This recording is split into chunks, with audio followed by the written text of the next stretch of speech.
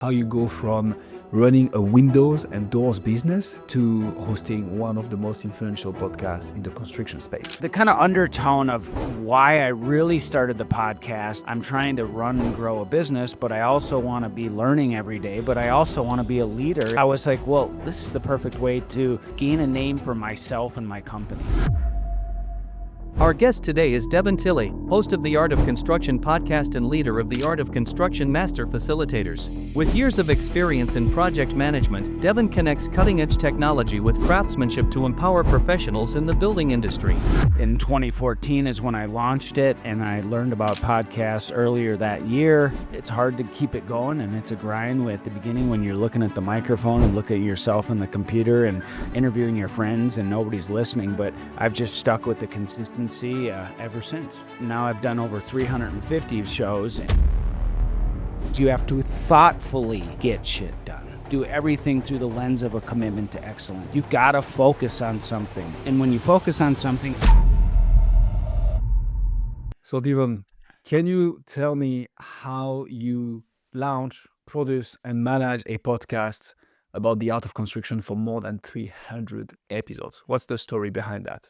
Yeah, I dove into this before podcasting was the in cool thing and everybody knew about it. And I am known for being an early adopter. And in 2014 is when I launched it, and I learned about podcasts earlier that year. Big shout out to Nick May, who was my first guest and my 100th guest. And Nice. if we're talking about podcast gurus of lists and Art of Construction Master Facilitators, shout out to Tyler Campbell from show 246 of the Art of Construction that you recently, and we talked about, the title was Digging a Little Bit Deeper. And I've done over 350 shows, and many in the can, as you know, as you figure out how to do these podcasts. You don't have, days are long and the years are short, and putting it all together. But the answer to your question is he had me on his podcast that was for designers, and Really? I was hooked instantly. And he had figured it all out, and I said, would you help me start a podcast? And I've helped many others start podcasts since then. And like you talked about on the show with Tyler, it's hard to keep it going, and it's a grind at the beginning when you're looking at the microphone and look at yourself in the computer and interviewing your friends and nobody's listening. But the staying power was Nick and I. He stepped away for a little bit. Now he's back, and I've just stuck with the consistency ever since. Can you tell us the story again for me? I think it's a particularly good one, of how you go from running a windows and doors business to hosting one of the most influential podcasts in the construction space. How do you make that actually happen? Yeah, I could talk for days on this subject about brand identity crisis and how and why. And the kind of undertone of why I really started the podcast is Nick was a friend and, more importantly, a coach. And he and I were doing these events to promote our companies. He owned a painting company, and I own a window and door company, and we're sponsoring these events. And he was, when I was sponsor, you're asked to go up and speak in front of everybody. And I loved being in the audience as a lifelong learner. People think I'm this big extrovert, and really I was deathly afraid of public speaking, even though I put on a big show. And so I was like, how do I break through the ceiling of, I'm trying to run and grow a business, but I also want to be learning every day, but I also want to be a leader and get out of my own way and get comfortable to step up to the mic, as I always thank everybody that does it on the Art of Construction.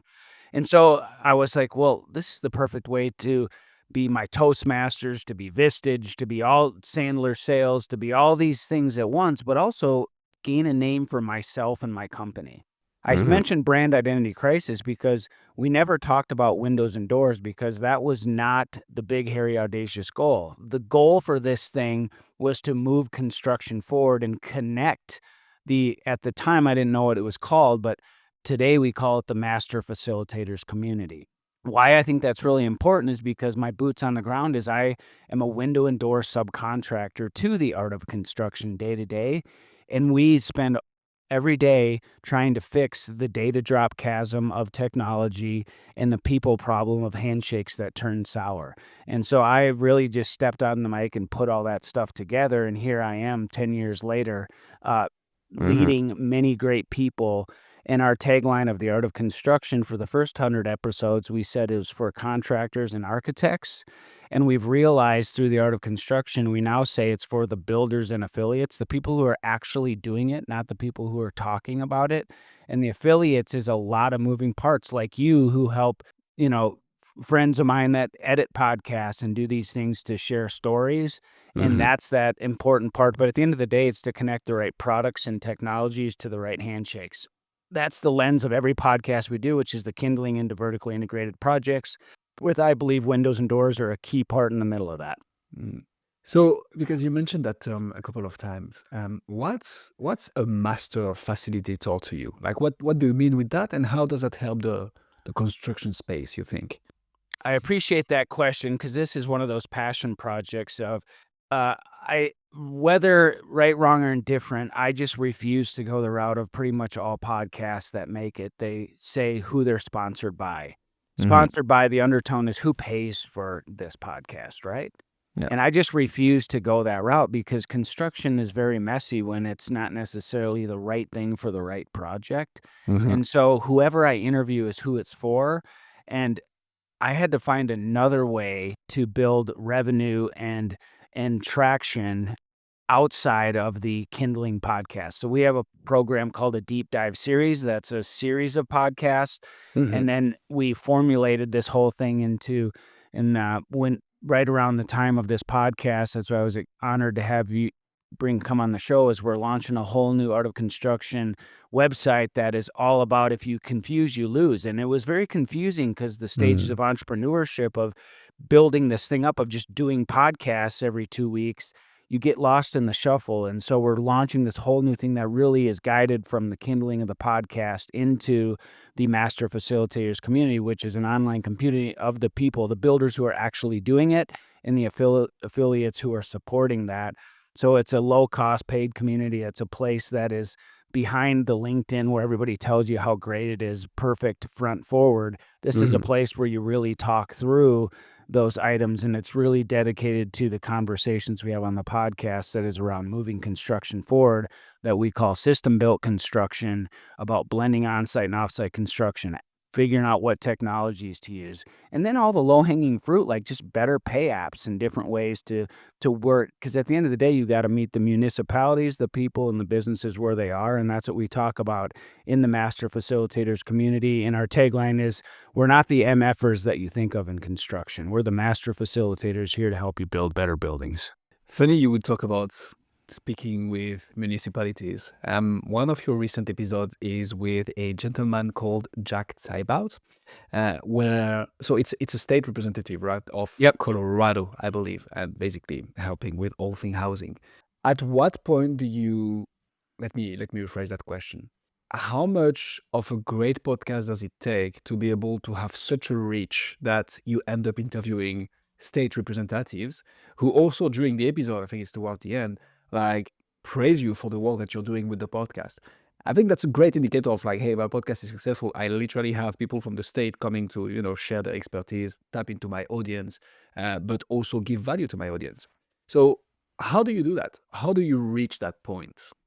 I really appreciate that question, because that's really the gooey middle of what we talked about to kind of lead this whole thing up. And I think always giving credit where credit is due is really important, and not burn any bridges. So how I was able to do that interview is shout out to my friend Dennis, who runs the Housing Innovation Alliance, and my friend Eric Holt, who the University of Denver. And I recorded that podcast because what we do is we really tie the money talks and bullshit walks, and you got to put the two together and figure out this stuff.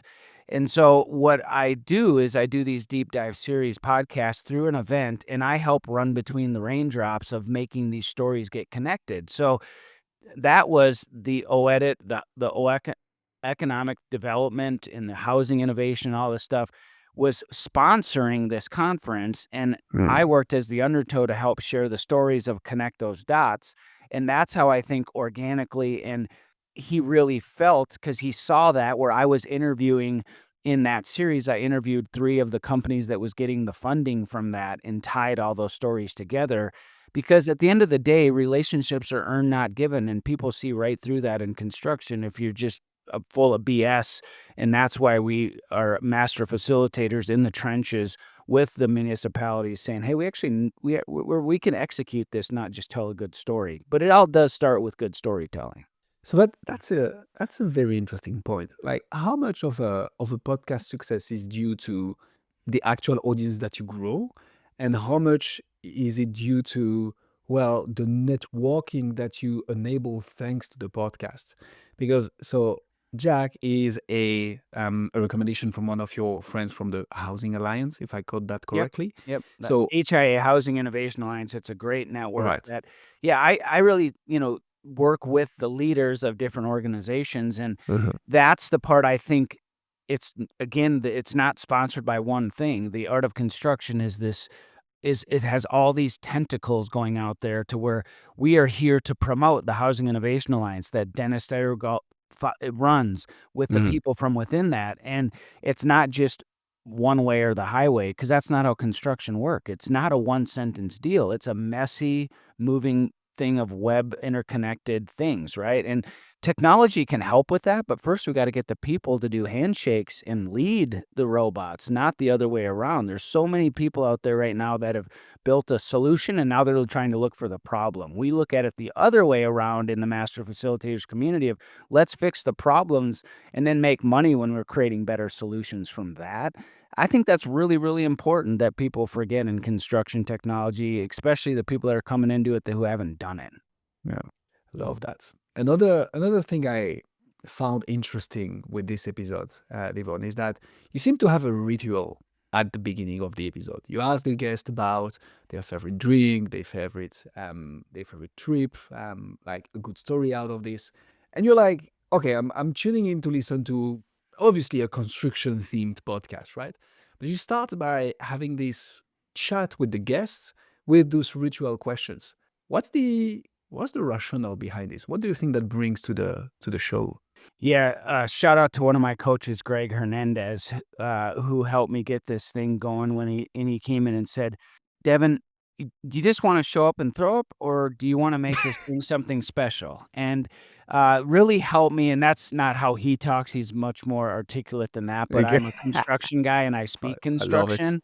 I love it. And I said, I really want to take this to the next level. And he said, well, you only get one chance to make a first impression. So then we were doing a lot of really thinking about how do we break through the ceiling of this whole thing. And I was doing this coaching, and I heard this comment that just like really stuck with me. And this is on the podcast guru. So I'm here to help you and other podcasters be more successful today, right?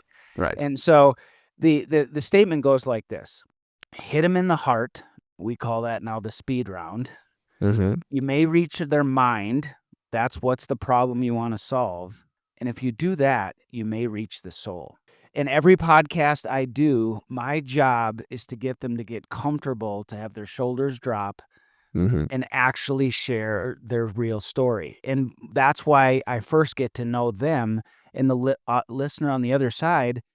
At the end of the day, construction, everybody's moving so fast, you got to get someone to stop. Everybody's trying to get you to be listening, but no one's hearing it, right? So you have to stop. You have That's to good. hit them there. So that's what we really try to do is we stop and give them a gut punch. And crusty contractor and the MFers up there that want to change to be master facilitators, maybe they're going to listen to this person. If they connect with that person, that's the master facilitators community. But then you better step up and you better have a problem that you can solve, or why would they listen, right? And I don't want to be another guest for your show that just tells you about how only 2% make it to 7 shows. Whoop-de frickin' do. Let's talk about how do we actually do that, right? And that's what is the problem we're going to solve by doing that? And as a podcast guru, you have to be consistent. You have to podcasting is about storytelling and innovation and construction, and you better have the marketing be able to run through the raindrops and have a connected nucleus. But you better be solving problems and add value, or they're not going to continue to listen. And then the soul part is just that's where the speed round of like, what really makes them tick? And my father-in-law, who's been my hero and he was a college professor and business coach, and he said, every time you step in as a lifelong learner to get something, you better get something out of that. So I work really hard to make sure they get something out of that, whether it's learning about a new favorite beverage, a problem, or different touch points. So that's it was really that consistency thing for me and people that listen regularly that I can help share mutual stories in a better way. So that's very good.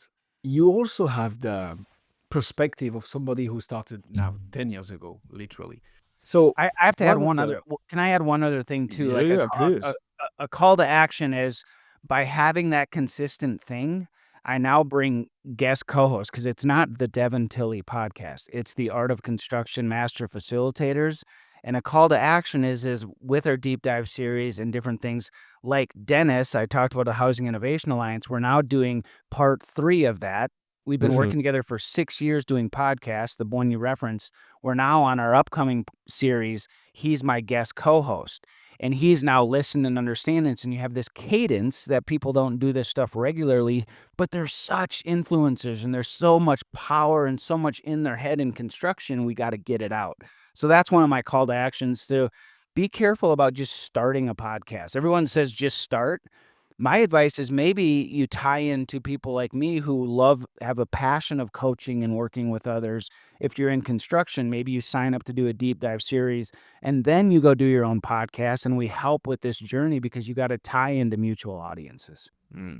Yeah, no, that's an interesting perspective. So you started, you mentioned it, as an early adopter. There are some drawbacks from this, right? Obviously, if you're an early adopter, you don't have many podcast listeners from the get-go because just the market of the listeners is not big yet. But once it starts to pick up, if it ever picks up, you are one of the first. So you're one of the most legit, the ones with the highest authority, and that probably helps growing the podcast further. And now you've been doing it for like 10 years.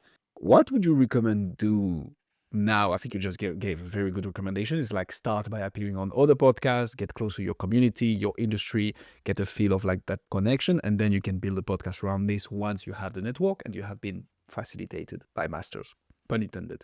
What else? What could be a good strategy if you wanted to start a podcast we're recording this in 2024, but it's going to go live in 2025. What should we do now if we start a podcast in 2025?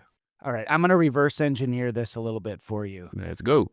Where are you talking to me at, and what time of day is it? So right now, I'm in the south of France, and it's 10 to 4 p.m. I'm sitting in the Rocky Mountains, Denver, Colorado, and 7:51 a.m. Right. If you can break through the ceiling tribe, the world gets so small. And that's what podcasting does. It creates this network of trust and credibility that is just magical. But if you don't scale and you don't bring others and you don't adopt and bring that, but you also have to have a mindset. So DISC and all these other things, you better figure out who you are. If like I am a dynamic driver that I will not let it lose. Like I will do whatever it takes. And you have to have that personality to be the host of something like this, because it's so much easier to just not turn the mic on, find the right guest, work hard, have the right people that do what you don't do well. Like I suck at the details, dotting the I's, crossing the T's. The podcast sucked at the beginning, but it also, you have to learn how to do it. I did the first 50 all by myself. 50. And that was a goal. And it wasn't, most you hear don't make it to 20. I said, okay, if you got to ask yourself the question, are you really going to do this? And I asked myself the question, I said, I'm really going to do it. And I laid out for the first 6 months, I said, I'm going to do 50 podcasts in 6 months. And everyone said I was crazy, just like other things people say I'm crazy at. I love when people tell me I'm crazy because that fuels me. But I can tell you, some people it doesn't. And I've learned the hard way. I'm like, when I bring a guest co-host on and say, let's do 20 podcasts and do them in this next week and do 5 a day. I've done that. And I look and I'm like, wow, this is going to be shit, because they're not into it, right?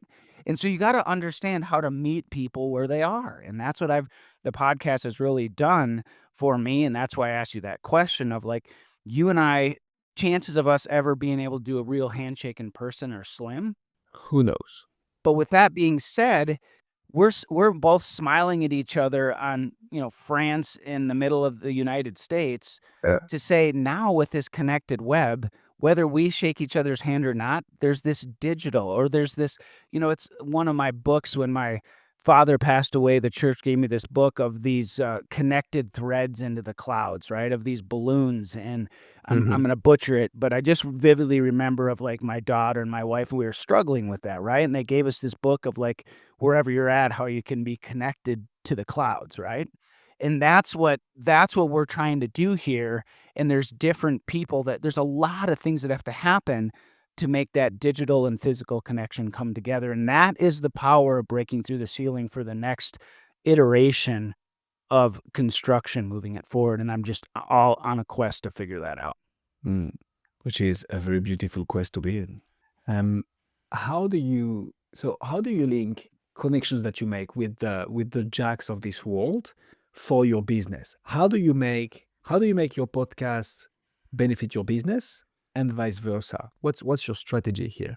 Well, I'm in the relationship business, so there's two stories I'd tell. Is number one is you got to have credibility and you got to be willing to change. But you can't just change for change's sake. Like I learned that the hard way, right? Like you have to do it. Like in Denver, everyone's all excited now because we have a quarterback that's coming in and we're actually might make the Who playoffs. knows? But Peyton Manning came in. We had all the right characters other than the leader of the story, and he came in and audibled, and we won the Super Bowl. Another story is Rick Rubin right now. Is I'm like fascinated. Like to me, X has gotten so good with their algorithms right now. I just like get like 3 to 5 a day. And last week is I learned about Rick Rubin, and it was fascinating to me. It was Rick Rubin. The title was, I'm not a music producer, but everybody's in line, Katy Perry, Eminem, to be in line for me to make music with them. And I was like, wow, that's fascinating. What the The hell? best of the best, but he's not a music producer. And then you start reading about it, and all he does is he has this list of 13 questions he asks them. But then if you only just ask yourself or others the 13 questions and don't understand the subset, you're not going to be able to lead like Rick Rubin is. So you have to really understand all of those guys and those undertones of all that stuff to be able to break through the ceiling. So with all that being said, is to say you better be a lifelong learner, but you better spend the 10,000 hours like Peyton Manning did to be able to step up to the plate.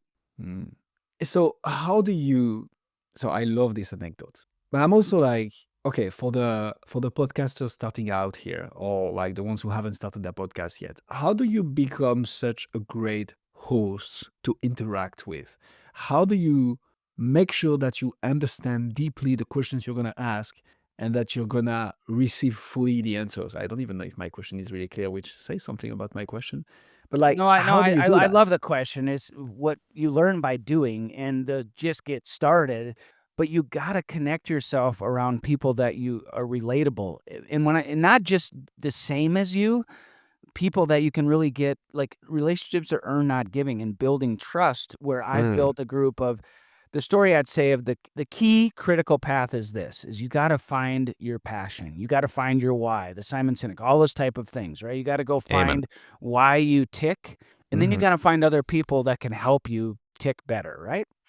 And how to do that is you got to create two different things that are super important. And the comment that when someone says, Devon, don't take this personal, it's just business, Okay.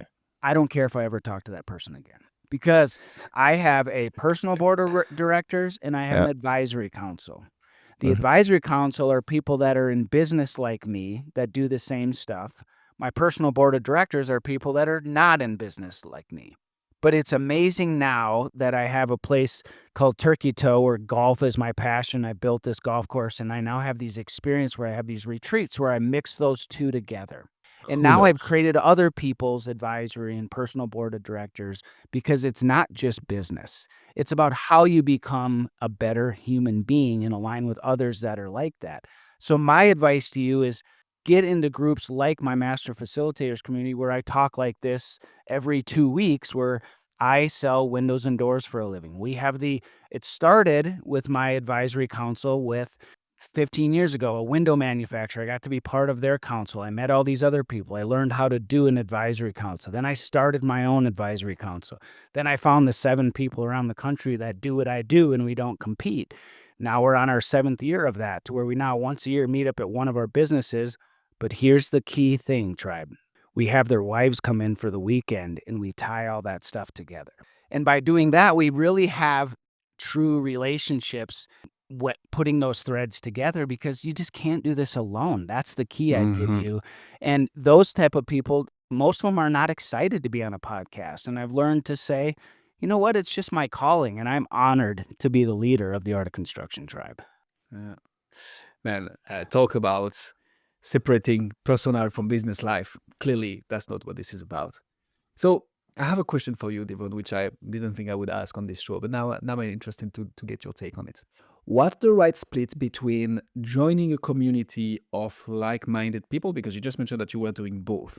So let's say that hypothetically, if my English is correct, you have somebody who is in an environment where he can clearly give to that community, right? In the sense of like, there are a certain level of business, and this person is probably one of the top percentile of this environment, which means he gets to help a lot of people business-wise. But at the same time, hypothetically, this person doesn't have anybody to look up to learn more, to absorb what could work to go to the next level. What's your recommendation here? How do you recommend surrounding yourself then? I love your question on it's going to be a little bit of a longer answer, and Go for it.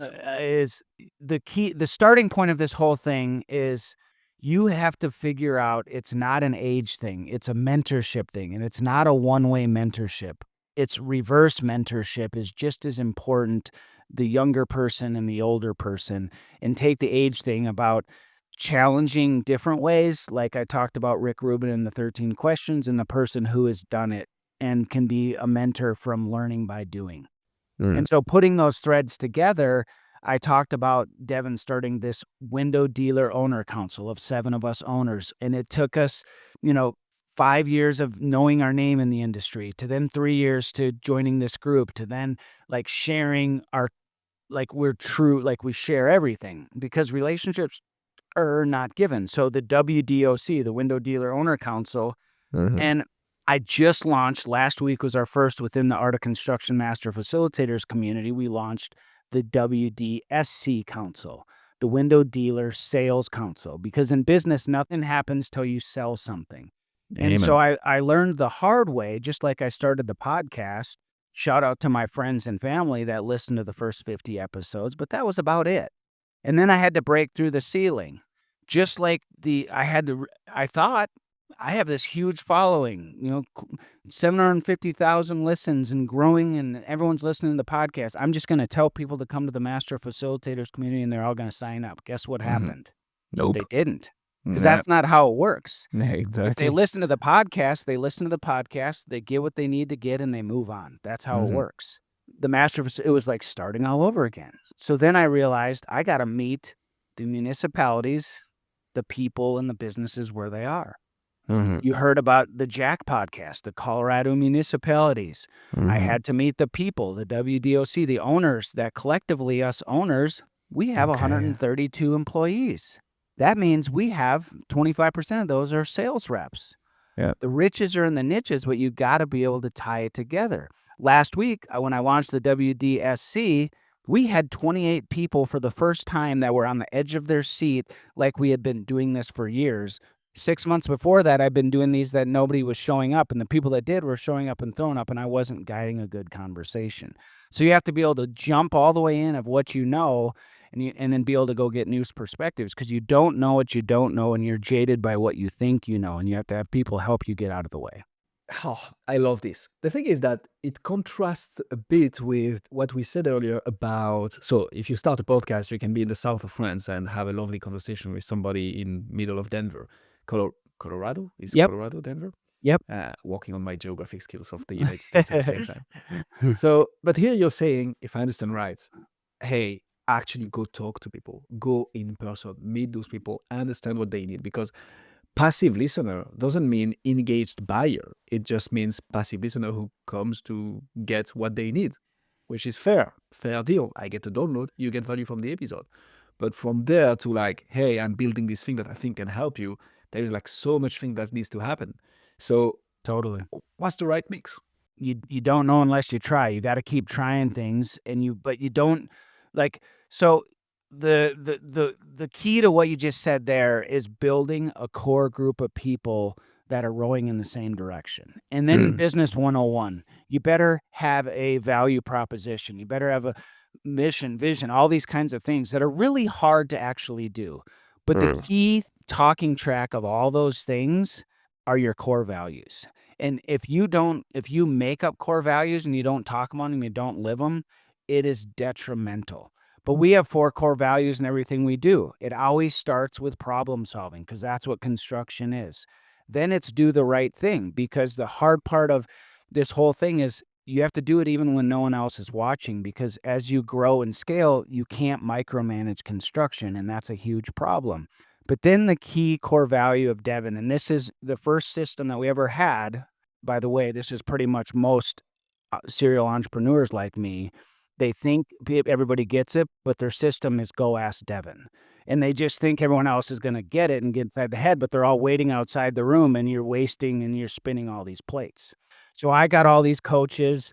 I spent 2 years. I really adopted the entrepreneur operating system. It's a proven system that we just went all in. And for 2 years, I really learned from others who coached me and my leadership team. And now I'm giving back our way to create my window company is Mountain View Window and Door, the MBWD way, through the Art of Construction Master Facilitators. And now the WDOC, we're working on building shared softwares and shared things because you don't have enough time and money to do all that stuff for yourself. So the key to that whole thing is you got to be able to put all that stuff together, and it's hard. Yeah. But the core values, so the final thing of that, when I said Devon, and it was get shit done, get shit done, get shit done. And shout out to Matt McMullen, who's one of my members of my advisory council and does a lot of my co-hosting with me. He's a licensed architect in 6 states, and him and I have done so many cool system-built projects together. Nice. He came in and he said, Devon, totally agree with your core values. And this is the key thing.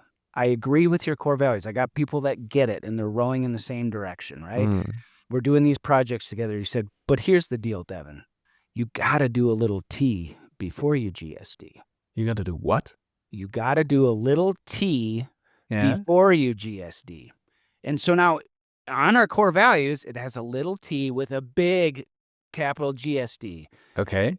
And when you come in, you have to hear that story of understanding how Devon works, because you have to thoughtfully get shit done. So you got to pause and you got to think before you just go, because we don't want to do it like everyone else does in construction, where you build it 3 times and then you run out of money. You got to thoughtfully get stuff done. But the lens of everything you do, like we are focused on luxury custom projects. So the 4th one is do everything through the lens of a commitment to excellence. And what you hold that magnifying on will grow. So with all that said of the stages of entrepreneurship, you got to focus on something. And when you focus on something, it will grow. Because if either you're growing or you're dying, and you got to figure out how to grow in this great game of business. TGSD. I might steal this one, Devon. This is gold. I wouldn't say steal. I'd say collaborate and bring it into the Master Facilitators community, because we all articulate it differently. Nice. What's the biggest challenge you faced with the podcast? Tell us the biggest issue you had after publishing more than 300 episodes. And of course, how did you walk around that? Well, the one word is time, and there's 2 things we don't have enough of. And when you're growing and building a business, you think it's all about the money, and then you quickly realize when you start scaling, it's about the time. So the 2 things that you don't have enough of is time and money, and you better figure out how to elevate and delegate and get help. And if you can't get help, then you're just going to die on the vine, because that's just how it works. So that's the bottom line to the whole deal, is 2 things we don't have enough: time and money, and that's where you got to go. And so how, because you also mentioned that you wanted to, it was a personal objective of yours and you held up to it. So that's pretty freaking awesome, if you pardon my French. But so you personally took care of the first 50 episodes, right? So Yep. when's the right time to be like, hey, delegate, optimize, grow, surround yourself, basically, which is also what your whole community is about. So 50 was probably too much, but you gotta figure out what you do. And I'm very goal oriented. I have a tool called the time relationship chart, and I manage those things of time and money. This was Mhm. something my father-in-law in the early 90s got copyrighted with 2 overhead projectors, and he taught me that, and it's one of the lessons. If you go into the Master Facilitators community, there's a whole learning portal in that, and that's the first thing of, like, how to live a full life perspective of just different ways of goal setting, but it's all catered to construction, so you gotta be a construction-minded person that would really get value out of that. That's another key thing I learned of the first 50 episodes. I was interviewing whoever I could, but they didn't really fit into where we're Mm. going. And at the time, I think it was okay because no one even really knew about podcasting, and it was like me learning how to do it and making mistakes and figuring it out. And when you forget to hit record and it's your sister you're interviewing, it's just different than somebody that you've been really working for. So those type of things are valuable, but you better not have big expectations of that. Your expectation better be is I became better at doing a podcast. Um, I've been struggling as I scale the whole thing, but it's fascinating to me how many times after the podcast I'll talk with someone and be like, I just don't like how I sound, and I say, well, listen to it until you like how you sound because you got to like you. And that's one of the things I It's good struggled with advice. too, because so every podcast I release, you're when you're thinking about what you're gonna say, you're not listening to what you're saying. So I listen back to every podcast of me and the guest, so you get Jeez. different perspectives. So creating 350 podcasts, listening to 350 podcasts, damn, I love hearing myself because if you don't, you wouldn't do it. Man, this is so good. So this is something I haven't been able to do yet. Tell you what, like listen to my own episode. I mean, the episode of my podcast where I'm interviewing. I find this so cringe. But I think you're right. I think it's just so important. Yet I have to say something when I send a voice message to somebody that is like less than 2 minutes. I like to listen to it to be like, oh, I could be like playing on tonality here a bit better. But for a podcast, I haven't taken the leap of faith yet. Maybe I should. And the more you listen, the more it just comes out, and you're like, "Damn, that sounded pretty good." And why is that? I'm It's pretty repe fucking good. it's repetitive learning, right? And that's what Yeah. this is all about, of, like, your talking tracks. That's why as lifelong learners, so much of this stuff is the same thing, it's just articulated different. So if you listen to different perspectives, you say different perspectives, you write different Mhm. perspectives, you read different perspectives, it all comes together into a common thread, and we only have so much time in this great game of business, so you better rush in to figure it out. And I'm one of the leaders of the 3% club, and there's very few that will take the time to do what I'm saying. A lot of people will listen to this Mm. podcast and they won't do anything else with it. And that's a shame, but that's just how it works. Hear that? Do something now. Devon, that was an absolute masterpiece. Thank you so much for coming on Podcast Gurus. If people want to find out more about you, learn more about you, see what you do, where should they go? The AOC, www.theaoc.us. We are the Art There we of go. Construction Master Facilitators. We're all over the place. We'd love to chat with you. Absolutely love that. Devon, thank you so much.